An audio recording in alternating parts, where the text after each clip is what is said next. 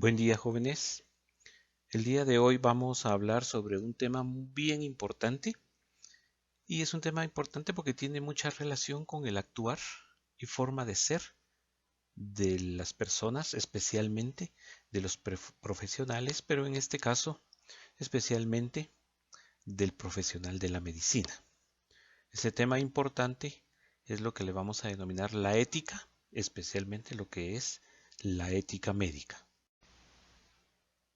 El contenido del tema es ética, ética médica, ética profesional, lo que es la moral y vamos a hablar un poco de lo que es el secreto profesional que tiene mucha relación con lo que es la ética y la moral. ¿Cuál es el objetivo del tema? Es identificar los principios éticos y morales del médico y que los incorpore a su vida profesional. Vamos a iniciar con lo que es la ética y como todo tiene un origen, la ética se origina del latín, que significa ethos, y ethos quiere decir modo de ser o el carácter adquirido por el hombre en un momento determinado y bajo una condición determinada. Se menciona que la ética estudia las normas de conducta, es decir, lo bueno o lo malo del actuar de las personas. Eso quiere decir que los individuos deben de actuar de una buena manera en el entorno en el que se encuentran para tener una mejor relación con lo que es la sociedad. La ética se define desde el punto de vista del diccionario de la lengua como parte de la filosofía que trata de la moral y de las obligaciones del hombre en relación a su actuar, como es la honestidad, honradez, sencillez, humildad. Si la ética estudia las normas de conducta y es parte de la filosofía, la ética profesional entonces no es más que el estudio de las normas de conducta, del actuar de los individuos, en este caso de los profesionales, al momento de ejercer su profesión. Eso quiere decir que la ética profesional se relaciona con el actuar del profesional al momento de ejercer sus actividades profesionales. Si la ética profesional se enfoca a lo que es el actuar del individuo en el ejercicio de su profesión y nos enfocamos específicamente a lo que es el médico como ética médica, existe una norma de ética y esa norma de ética establece que la vida del ser humano, el respeto a la vida, ha sido el motivo de la existencia del médico. La vida del ser humano es la base sobre la cual el médico ejerce. Eso quiere decir que la función principal y primordial del médico es salvaguardar la vida del ser humano. La norma de ética se basa en lo que es el derecho a la vida y el respeto a la vida. El derecho a la vida es algo que a través de los siglos se ha venido estableciendo y tiene varios componentes. Uno de los componentes es un componente religioso en donde se establece el respeto y derecho a la vida. Otros, el código deontológico en donde se establece a través del código ciertas características para el respeto y derecho a la vida que tiene el ser humano. Y la otra condición son las leyes constitucionales, o sea, la constitución política de la República que establece que todo individuo tiene derecho a la vida. La constitución política de la República en su artículo 3, donde habla sobre el derecho a la vida, establece que el Estado garantiza y protege la vida humana desde su concepción, así como la integridad y la seguridad de la persona. Esto quiere decir que el respeto y derecho a la vida no es desde el momento en que se nace, sino un tiempo más atrás, que es la concepción, desde el momento en que se produce un embarazo, que es la unión del óvulo con el espermatozoide y que este proceso se llama fecundación. Ahí inicia la vida. Ahí es donde se conoce lo que es la concepción y a partir de ahí empieza lo que es el respeto y el derecho a la vida. El derecho y respeto a la vida tienen un equilibrio y debe de ser un equilibrio para poder mantener y conservar esta condición.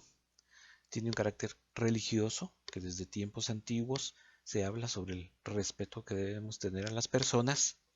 Tiene un equilibrio ético y moral, que es hacer las cosas correctamente, es hacer lo bueno y lo mejor.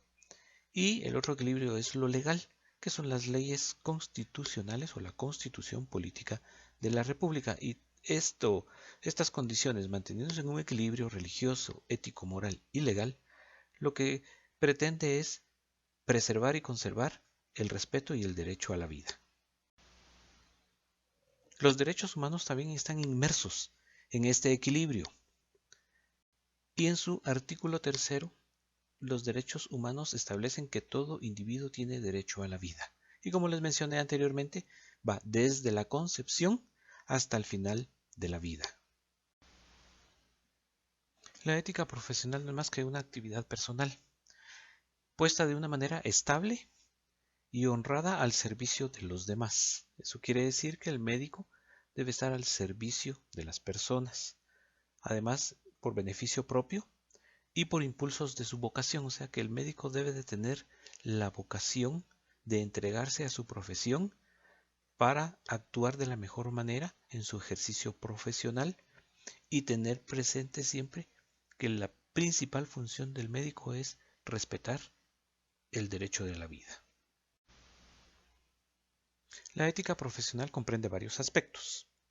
Uno de ellos es la obligación que tiene el médico de preservar la vida hasta donde sea posible. Y el preservar la vida hasta donde lo permita y actuar de la mejor manera, con esto lo que estamos haciendo es establecer uno de los aspectos, como es el respeto a la vida, que ya lo había mencionado. Otro aspecto es el respeto al derecho ajeno, y si lo vemos desde este punto de vista como algo ajeno, el médico tiene la obligación de respetar ciertas conductas de las personas y el correcto actuar dentro de los cánones morales, culturales y sociales. Y esto se basa específicamente en el actuar del médico basado en lo que es el código deontológico. El Colegio de Médicos y Cirujanos de Guatemala, a través del código deontológico, establece en varios de sus artículos ciertas condiciones. Una de ellas es que en el artículo 1 del inciso C habla sobre el ejercicio profesional, habla sobre la forma, modo de actuar de un profesional médico en relación a lo que es su profesión. Y entonces en este artículo lo que establece es que se debe de promover y vigilar el ejercicio ético y eficiente de la profesión médica en beneficio de las demás personas. Hacerlo de la mejor manera, de la forma correcta, preservando la vida, respetando el derecho a la vida. En el artículo 7, el Colegio de Médicos y Cirujanos, a través del Código Deontológico, establece las obligaciones de los profesionales. Y dentro de las obligaciones, establece que se debe de observar y cumplir los preceptos y cánones establecidos por el Código, o sea, actuar de la mejor manera y en función de los demás, así como también aceptar y cumplir todos los estatutos, reglamentos, o sea, las leyes, los acuerdos bajo los cuales el médico debe de actuar y trabajar en el ejercicio de su profesión. Las obligaciones que el médico debe de tener y que establece el código deontológico en el ejercicio de su profesión es ciertas características. Por ejemplo, ¿qué es lo que establece el código deontológico? Y que dice que para que trabajamos de forma ética y con valores morales debemos de cumplir ciertas obligaciones. Por ejemplo, no competir deslealmente con otro médico, no hacer quedar mal al otro colega, no decir que el otro colega no sirve o no tiene suficientes conocimientos. Eso no es ético. No boicotear la clientela, decir que el médico que está enfrente o que está al lado no es bueno. No presumir de mejores tratamientos. Es incorrecto decir que yo tengo mejores tratamientos o brindo mejores tratamientos que otros colegas. Si nosotros establecemos y cumplimos estas condiciones, estamos trabajando de forma ética. estamos trabajando como corresponde y como establece las obligaciones del código deontológico. También establece que no debemos deshacer tratamientos ya instituidos. Si un paciente llega a su consultorio por un X problema y ustedes evalúan al paciente y se percatan que el tratamiento que otro colega les instituyó y está correcto, hay que continuarlo y no decir que el tratamiento no sirve, no funciona y que le voy a dejar un mejor tratamiento. No, eso no es ético. Entonces debemos de evitar esas condiciones. Y algo bien importante es no emitir gestos, expresiones o comentarios que pongan en mal a otro colega o decir, eso que hizo el médico no está bien, o el tratamiento que le dejó pues no está muy bueno, o lo que le dijo que tenía no es otra cosa. No, eso es algo que debemos de evitar. Debemos de mantener la ética, debemos de mantener las características como profesionales para hacer las cosas bien y no hacer quedar mal a los demás colegas. Eso es parte de las obligaciones que el médico debe de cumplir en el ejercicio de la profesión y que está establecido en el Código Deontológico a través del Colegio de Médicos y Cirujanos. El Colegio de Médicos y Cirujanos de Guatemala establece el Tribunal de Honor y el Tribunal de Honor es quien se encarga de hacer las averiguaciones, emitir los dictámenes y las sanciones correspondientes a todos aquellos colegiados médicos que actúen de forma incorrecta, que actúen con falta de ética, con alteración al honor y al prestigio de la profesión.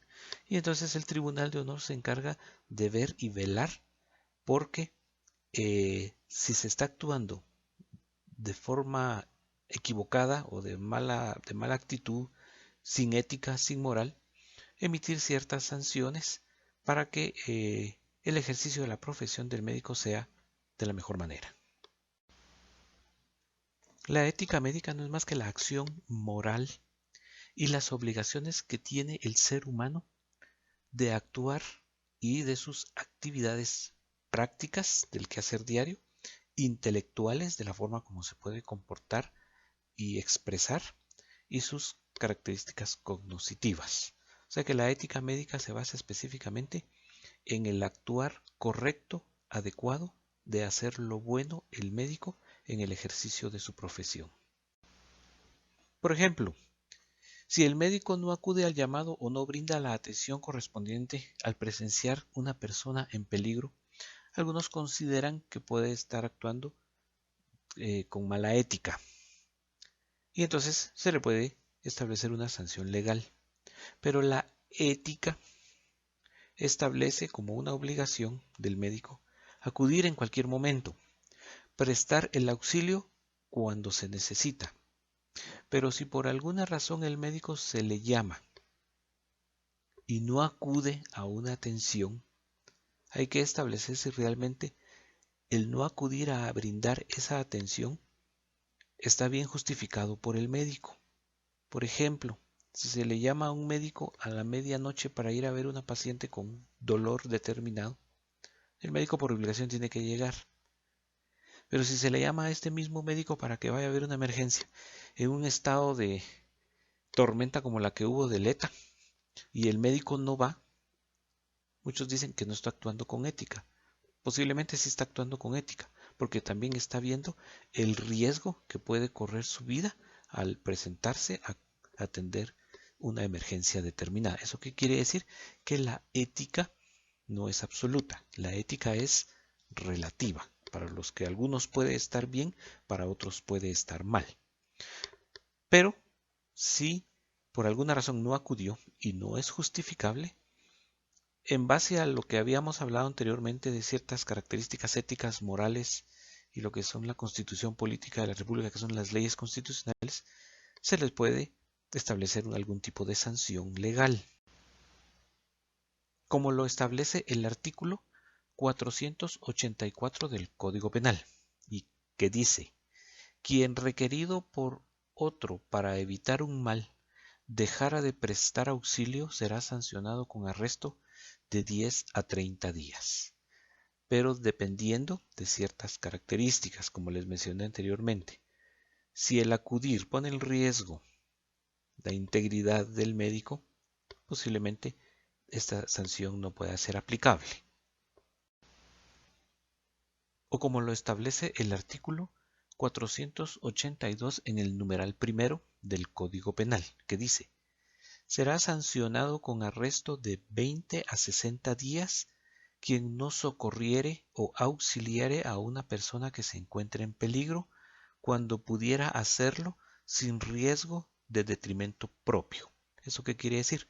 Que si el médico no atiende a una persona que está en riesgo o peligro, sabiendo que no está en peligro la vida del médico, puede ser sancionado con este artículo. Pero si el médico no atiende porque percata o se da cuenta que al atender a esta persona que necesita auxilio pone en riesgo su vida y no la atiende, puede hacer que este artículo no sea aplicable, porque lo que está haciendo también es en beneficio propio, protegiendo su propia vida.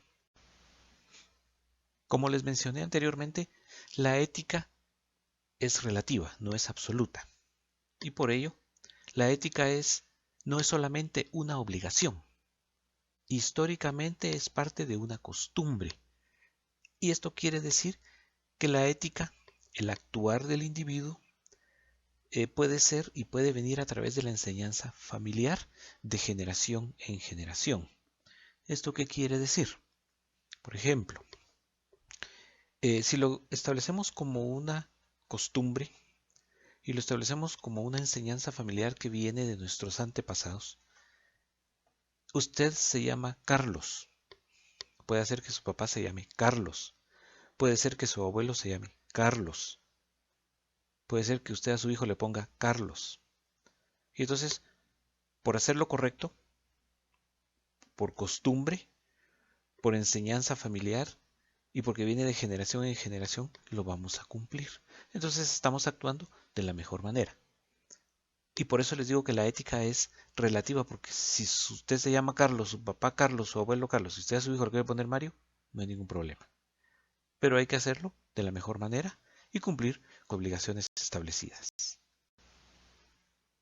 Por eso, al decir que la ética es una enseñanza familiar que viene de generación en generación, la ética se le llama la ciencia de las costumbres. Pero que quede bien claro que si vamos a hacer las cosas por costumbre, hagámoslas bien.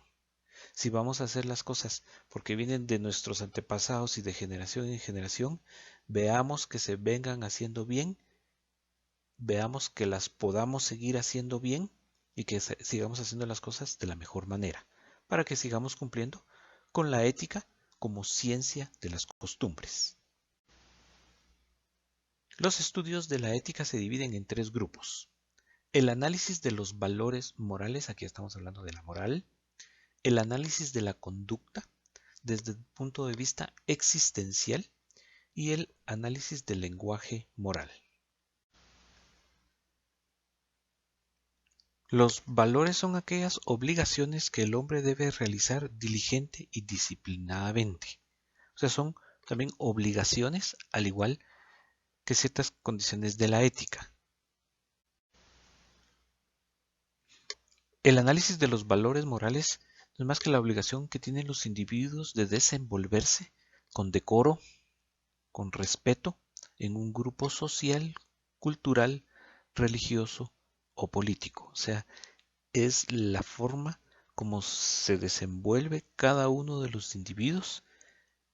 Y cuando hablamos de análisis de los valores morales, estamos diciendo que deben de desenvolverse de la mejor manera. Las obligaciones que nosotros adquirimos por herencia familiar, si las adquirimos correctamente, las vamos a aplicar correctamente en la escuela. Y si lo hacemos de forma correcta, vamos a actuar de la mejor manera ante la sociedad. Pero si lo hacemos mal, si aprendimos mal en nuestra infancia, aprendimos mal y la seguimos actuando mal en la escuela, nos vamos a comportar mal en nuestra sociedad. Entonces, el análisis de los valores establece que si estamos actuando de la mejor manera, debemos de seguir actuando de esa forma. Pero que si estamos actuando mal, debemos de corregir esas actitudes para ser mejores personas ante la sociedad. La ética y la moral se interrelacionan y una apoya a la otra. La ética estudia la moral y determina qué es lo bueno y cómo se debe actuar. Es la teoría o ciencia del comportamiento moral. Y la moral es el conjunto de normas de conducta y convivencia íntimamente ligadas a la ética. O sea que tanto la ética como la moral van de la mano. Cuando hablamos de valores morales y de ética médica, es importante conocer algunos términos, porque estos términos tienen cierta relación con el actuar del médico. Con lo que les mencioné anteriormente, si el médico es llamado y no acude, por alguna razón no llega, puede caer en ciertas condiciones. Si es llamado al auxilio de una persona y no llega y esta persona muere, dependiendo de ciertas características bajo las cuales se produjo esta muerte, el médico puede ser sancionado y puede ser acusado dependiendo de la condición en algunos términos. Por eso es importante que conozcamos algunos términos que tienen esta relación con el actuar bueno o malo del médico en el ejercicio de su profesión. Homicidio es la muerte a alguna persona y se establece una prisión de 8 a 20 años. Homicidio es la muerte hacia una persona, es cuando se mata a una persona de forma intencional. Homicidio culposo, muerte por imprudencia, negligencia o imperancia, es decir, una muerte inevitable del paciente, y conlleva una prisión de 2 a 5 años.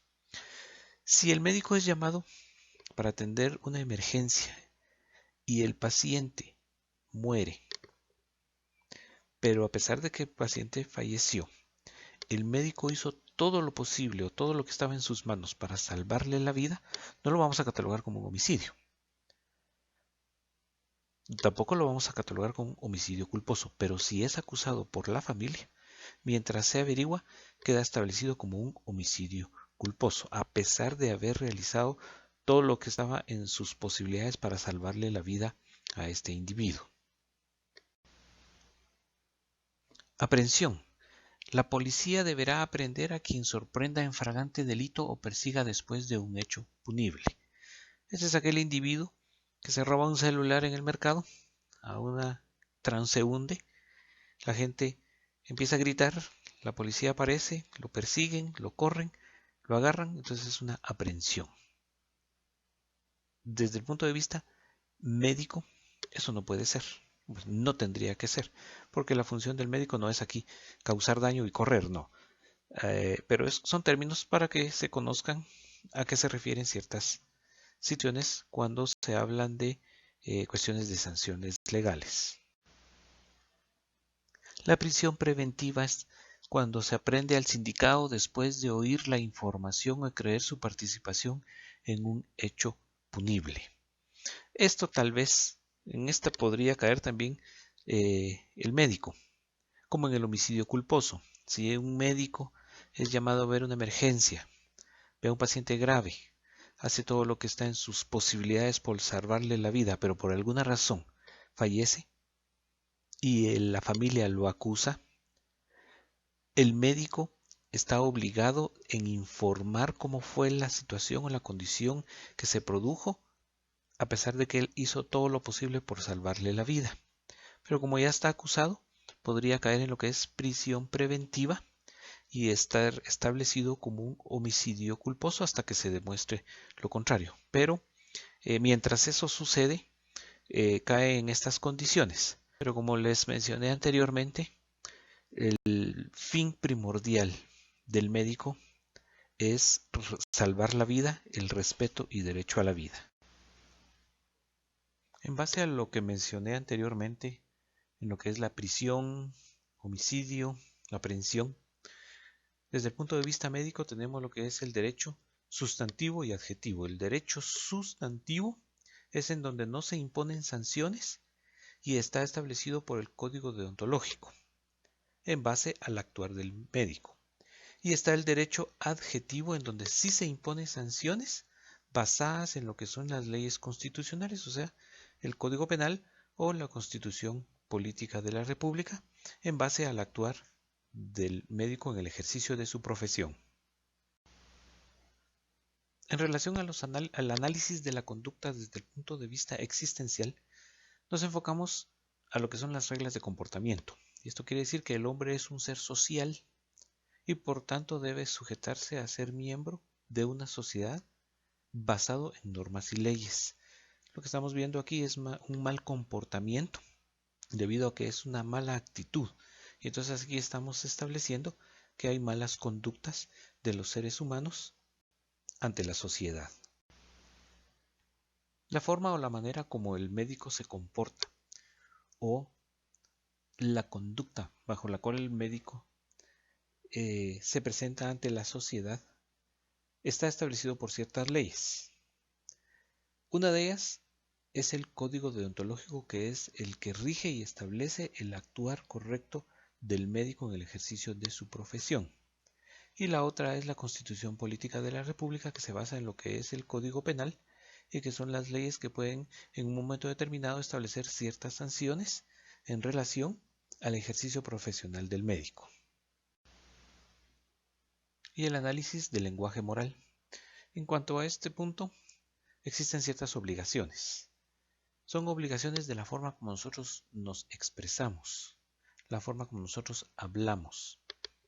Y este análisis del lenguaje moral, tenemos obligaciones hacia con Dios, el respeto que tenemos hacia la religión, independientemente de la religión que profesen, el respeto que debemos de tener hacia los demás, la forma como nosotros nos expresamos, la forma como nosotros hablamos ante la sociedad y la forma como nosotros nos expresamos hacia nosotros mismos.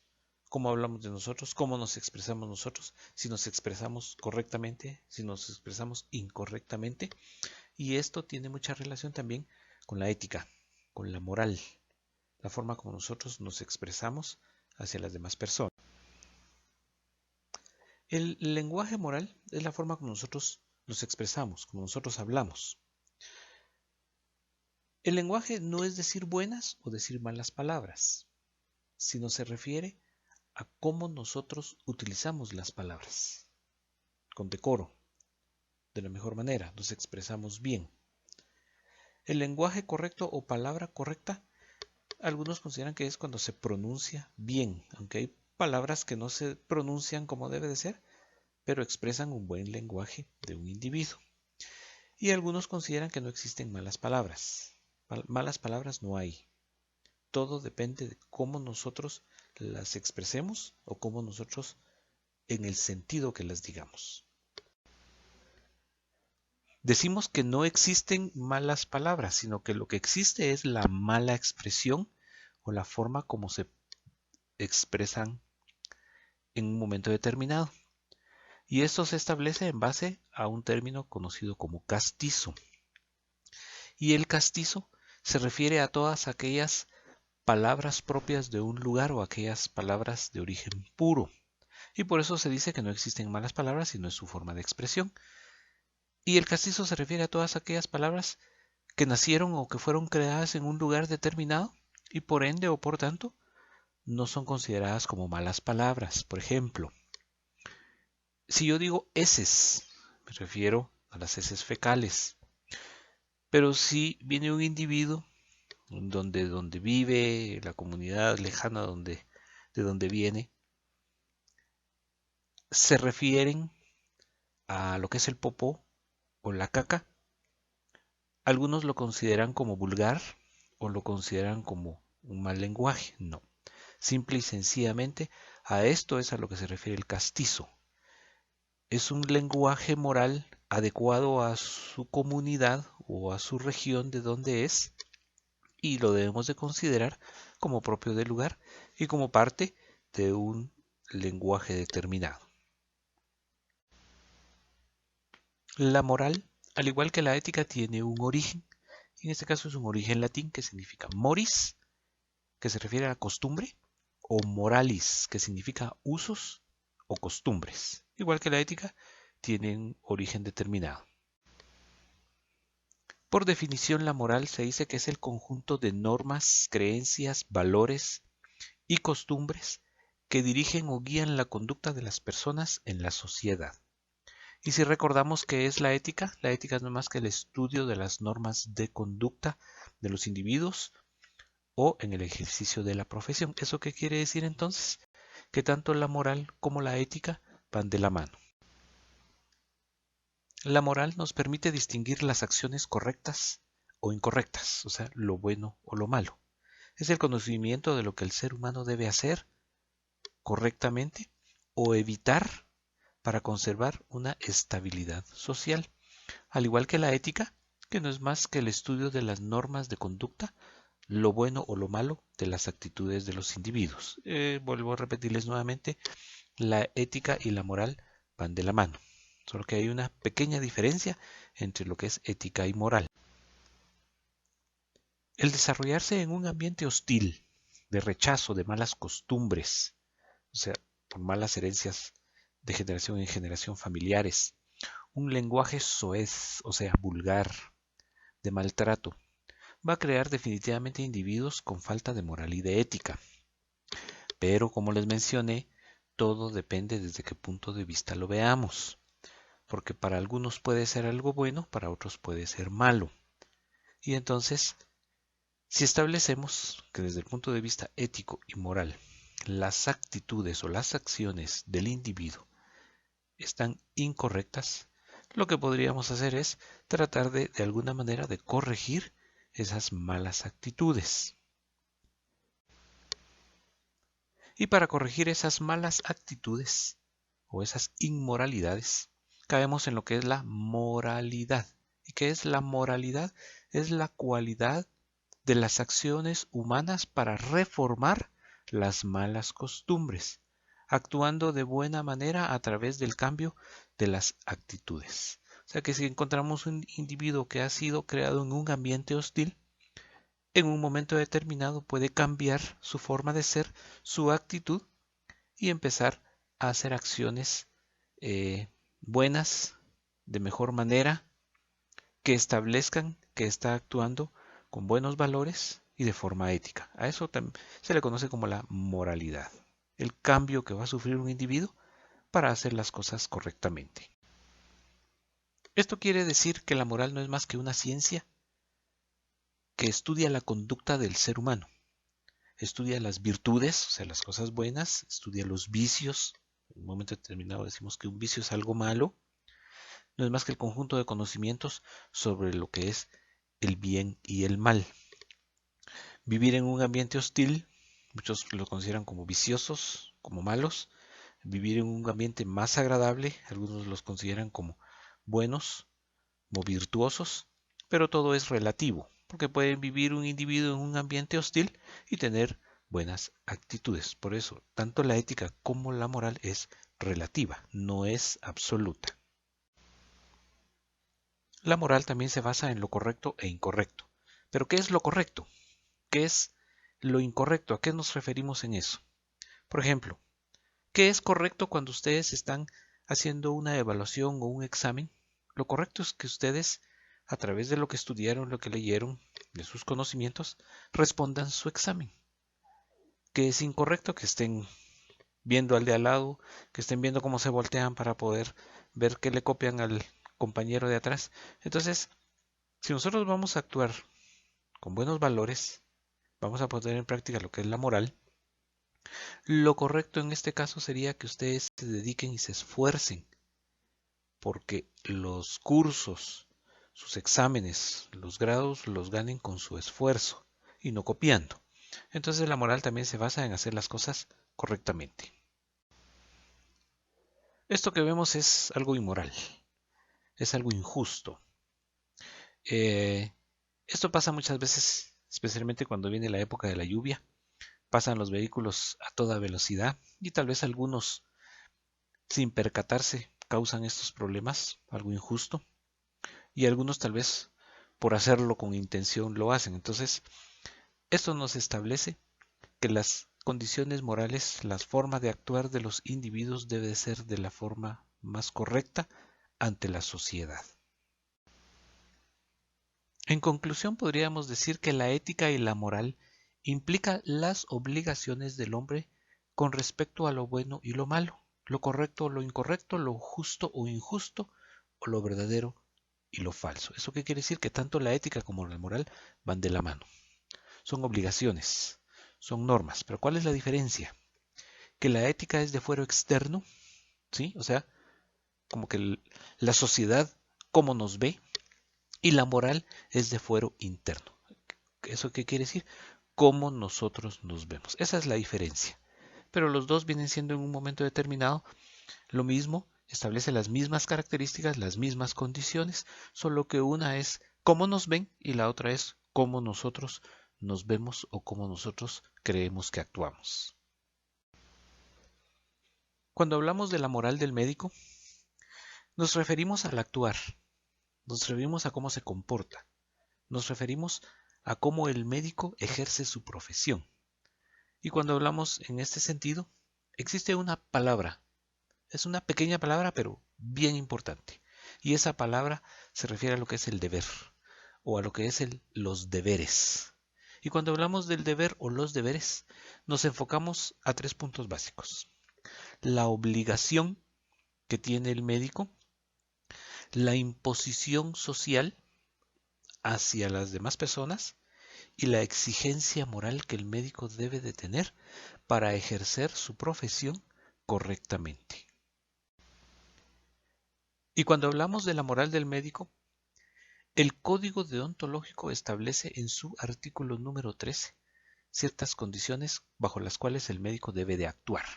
Por ejemplo, una de ellas es deber moral del médico no cobrar honorarios a sus colegas, padres, esposa, hijos, ya que faltarían a la moral del gremio. Entonces, esto es bien importante porque está prohibido cobrarle honorarios siempre y cuando no conlleve el costo de algún material en específico. O sea, no debemos de cobrarle como médicos a nuestros colegas o a la esposa o a los hijos lo que es nuestro trabajo. Pero si en algún momento determinado esa consulta genera el uso de algún equipo o material, eso sí lo podemos cobrar. Pero lo que es los honorarios o el costo de nuestra consulta no la debemos cobrar. Y si lo hacemos de esa manera, estamos actuando con ética y tenemos buenos valores de respeto hacia nuestros colegas y a sus familias. Otro aspecto que establece el Código Deontológico desde el punto de vista de la moral del médico, para que el médico actúe correctamente en el ejercicio de su profesión y sea correcto en su actuar en su profesión y ante la sociedad. Por ejemplo, es prohibido e inmoral la ocupación de puestos o trabajos de aquellos colegas que se encuentran ocupando el cargo y que por alguna razón de huelga u otro tipo de suspensión, otro médico quisiera ocupar ese cargo. Eso no es permitido. Eso es ilegal. Y moralmente eso no debe de suceder. Entonces el Código Deontológico establece bien claro cuáles son las acciones morales que el médico debe de tener. Este es un punto bien importante con respecto a la moral del médico. Y es algo que se ve muchas veces. El aborto espontáneo o patológico, ustedes saben que es el aborto. El aborto es más que la pérdida del embarazo antes de las 13 semanas, o sea, en los primeros 3 meses. El aborto espontáneo o patológico es del dominio exclusivo del ginecobstétrico. Esto lo establece el Código Deontológico. ¿Eso qué quiere decir? Que la atención de una paciente con un problema de este tipo debe de ser atendido exclusivamente por el ginecólogo. Y establece que ningún otro médico que no tiene el entrenamiento o que en un momento determinado no tenga la capacidad, no lo puede hacer. Si lo hace, está faltando a lo que es la moral del médico. Volvemos con el aborto, que es la pérdida o interrupción del embarazo antes de las 13 semanas o en los primeros 3 meses. El aborto provocado, eso es un crimen. Criminal, eso es un crimen. Ilícito será sancionado como lo establece el Código Médico y Penal, Código Deontológico y las leyes constitucionales o la Constitución Política de la República. El médico, aunque sea ginecobstetra y que esté facultado para hacer un aborto o para atender pacientes con aborto, no está autorizado para abortos provocados o abortos criminales. Y si lo llegara a hacer, está faltando a la moral del médico. Esto lo establece perfectamente el Código Deontológico. Dentro de la moral del médico encontramos lo que es el secreto profesional. Y se define como un secreto es el conocimiento de algo que llega a ser percibido por alguna persona, pero que por su naturaleza no puede o no debe de ser divulgado, pues al hacerlo compromete a la persona objeto del secreto hacia otras personas.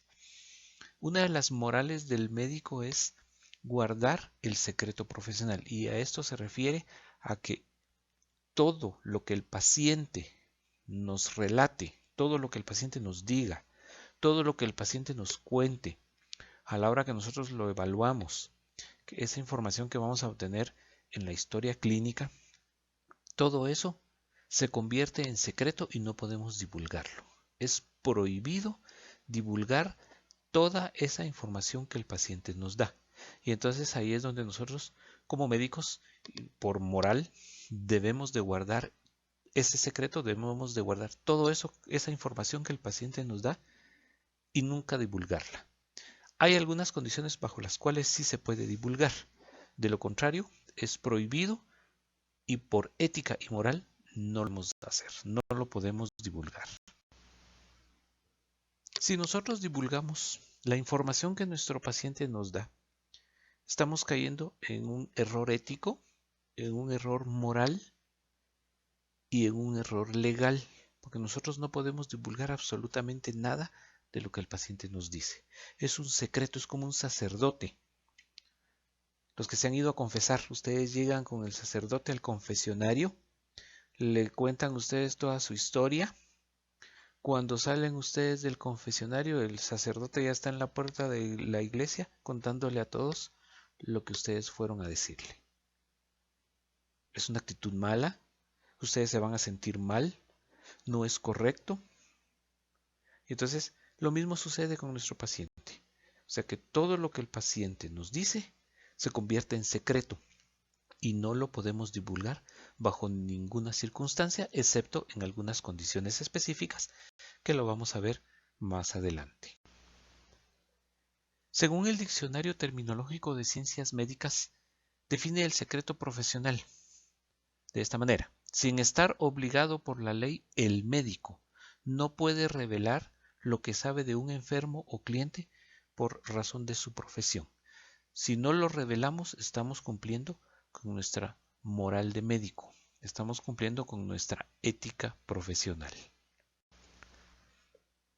Hipócrates es considerado el padre de la medicina porque fue quien desligó a la medicina de creencias espirituales, y por eso se le consideró el padre de la medicina, y creó un juramento, y es el que se le conoce como juramento hipocrático, y dice: callaré todo cuanto vea u oiga dentro y fuera de mi actuación profesional que se refiera a la intimidad humana y no deba divulgarse, convencido de que debe mantenerse en secreto. Aquí hay una palabrita bien importante que quiero que quede bien claro cuando hablamos de la intimidad humana, porque mucha información que el paciente nos da a la hora en que nosotros lo interrogamos al realizar la historia clínica, mucha de esa información es íntima, y por ser de este carácter íntimo nosotros no podemos estar divulgando la información que nuestro paciente nos da. Entonces debemos de mantener el secreto profesional. Por ética y por moral lo debemos de conservar. El juramento de fidelidad profesional de la Declaración de Ginebra de la Asociación Médica Mundial también habla sobre el secreto profesional y dice: guardar y respetar los secretos a mí confiados, aún después de fallecido mi paciente. ¿Qué quiere decir esto? Que el secreto profesional lo debemos de mantener no solo cuando el paciente esté vivo, sino que cuando el paciente fallece por alguna condición o una situación específica, a pesar de que ha fallecido, debemos de seguir manteniendo el secreto profesional. Y esto es por respeto a nuestro paciente.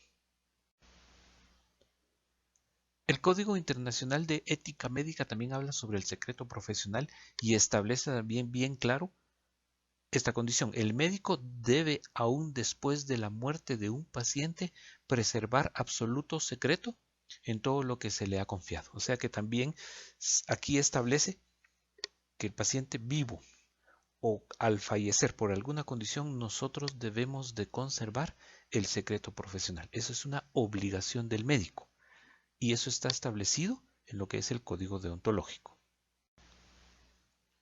El código deontológico habla sobre el secreto profesional y dice que todo lo que el paciente nos ha dado de información, todo lo que nos ha confiado, debe de ser confidencial, o sea, debe de ser conocido solo por el médico toda esa información que el paciente nos da. El código deontológico dice, el médico está obligado a guardar el secreto profesional sobre hechos vistos, oídos o relatados durante el ejercicio de su profesión por confidencias hechas por un paciente. O sea que debemos de guardar el secreto profesional, debemos de guardar toda esa información y no divulgarla, toda esa información que nuestro paciente nos da, porque es una información íntima. Aún después de muerto, nosotros debemos de preservar ese secreto profesional, debemos de conservar el secreto profesional porque todo eso es confidencial. Si nosotros juramos mantener en secreto toda esa información que el paciente nos da, que aparte que la juramos mantener en secreto, es una obligación nuestra mantener en secreto toda esa información que el paciente nos está dando, lo que estamos haciendo es el respeto hacia nuestro paciente, respetando su integridad y respetando su intimidad. La Declaración de Lisboa de la Asociación Médica Mundial, en el artículo 80, inciso A, habla también sobre el secreto profesional y dice: toda información referente al estado de salud del paciente, cómo se encuentra nuestro paciente, las circunstancias médicas, el diagnóstico, qué fue lo que le encontramos a nuestro paciente, el pronóstico, cuál es la probabilidad de que mejore el paciente, el tratamiento, qué medicamentos se está utilizando. Cualquier otra cosa concerniente deberá permanecer confidencial, incluso después de la muerte. O sea que también aquí habla del secreto profesional en todos los aspectos. El estado de salud del paciente, su diagnóstico, su tratamiento, su pronóstico, que es la probabilidad de que mejore o que empeore. El secreto profesional se basa específicamente en no divulgar la información que el paciente nos da. Pero existen algunas condiciones en las cuales, por alguna condición específica, se rompe ese secreto profesional. Por ejemplo, cuando hay autorización expresa del paciente, o sea que el paciente por alguna razón autoriza que sí se pueda decir qué problema tiene.